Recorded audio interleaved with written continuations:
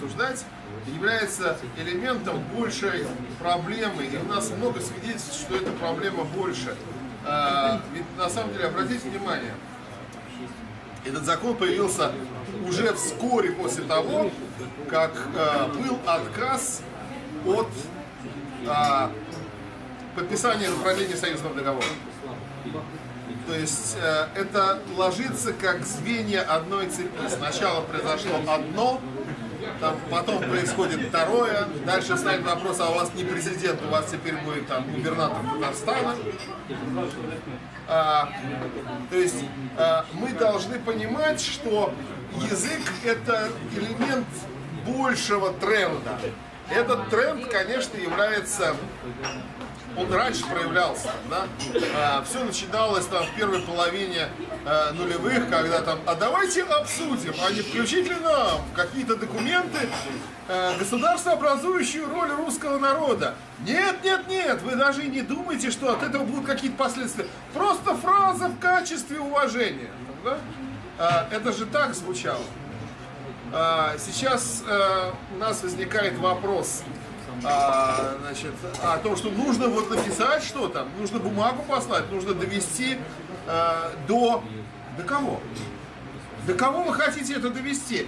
Скажите, пожалуйста, кто-нибудь из вас слышал, что по поводу языка высказывался Путин? Он высказывался. Он сказал, что принудительное обучение языку — это нехорошо. До кого вы хотите довести? У меня вопрос-то, да? То есть совершенно очевидно, что это не образовательный тренд. Это не форма экономии образовательных бюджетов. Это определенная националистическая установка, которая свидетельствует о том, что такое вот колониальное сознание, сознание колонизатора, там, да, который не собирается учить тарабарщину этих варваров, потому что он победитель, она начинает доминировать, она проявляется в одном, в другом, в третьем.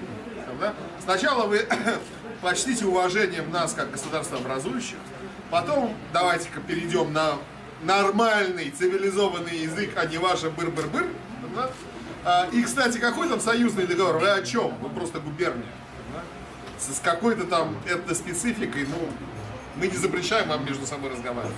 Да? Это большой тренд, и бороться с ним вот такими вот мелочными уколами, там, да, то есть это, ну, не знаю, насколько это может быть эффективно. Это дрейфует вся страна в этом направлении.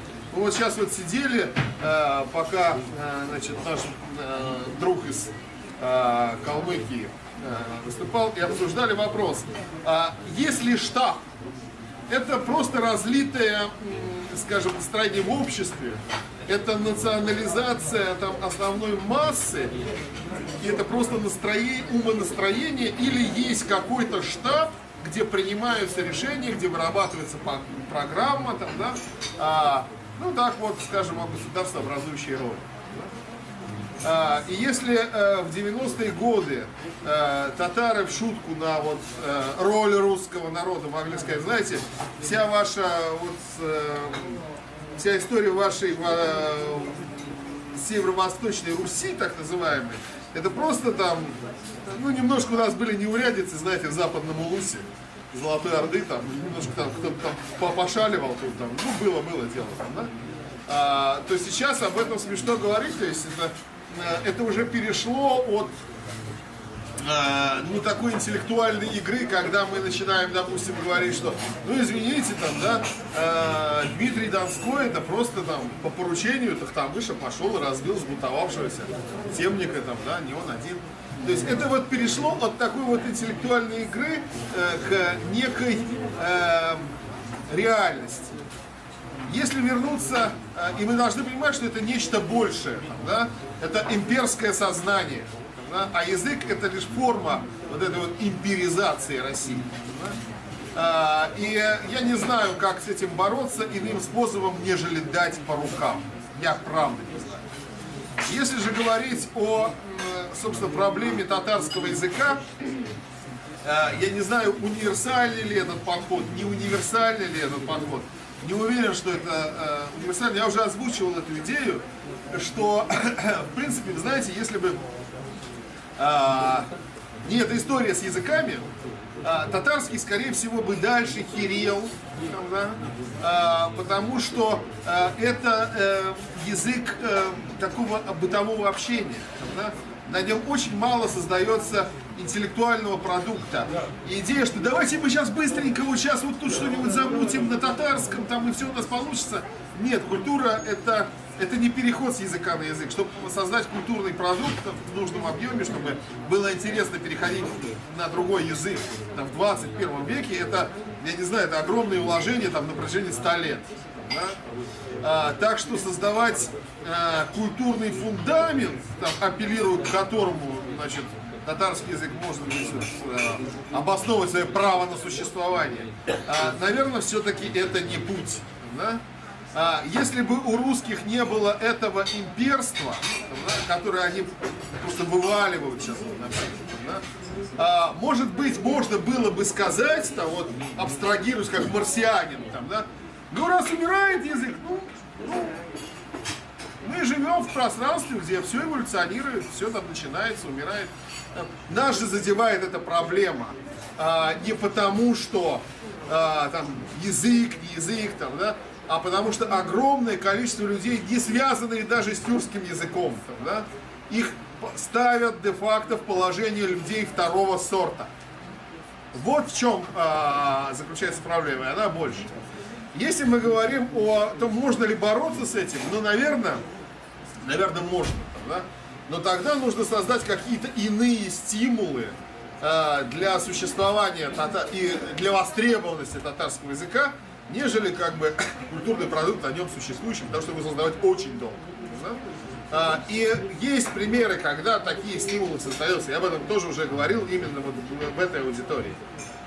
Если бы противопоставить закону о добровольном изучении языка, да, родного языка, можно было бы законом о обязательном знании государственных языков любым госслужащим на территории этого образования, да, то, извините меня, у русских бы был точно такой же стимул, как у татар, изучать татарский язык.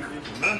И это дело не в том, что там дети, которые говорят на двух языках, они умненькие, а остальные там ложки такие. Да? Дело в том, что хочешь делать здесь карьеру в Татарстане, в сытом, жирном, богатом Татарстане, хочешь здесь карьеру, учи, не хочешь, вали в Кострому. Да? Вот так должен стоять вопрос, и только так, это касательно языка. И здесь еще, значит, было один момент, когда говорилось, что вы знаете, вот русские, вот нас вот как-то стравливают русских с татарами, вы же понимаете, что нации, они вот не при делах, они ни при чем, они не виноваты, значит, что это вот чиновники вам противостоят, какие-то вот бездушные бюрократы, какая-то государственная машина, а люди-то что люди? Это очень лживая и очень двуличная позиция, потому что мы вот сейчас вот, мы не по учебникам каким-то, мы не по рассказам каких-то дедушек. Мы это все видим сейчас в режиме онлайн, своими глазами, и мы видим, кто как ведет.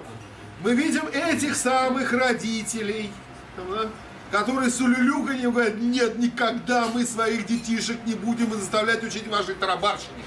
И живем в эпоху Фейсбука. Мы знаем, кто эти родители. Это русские националисты. Да? Так что не надо говорить, что здесь нет национального противостояния, национальной стычки. Она есть.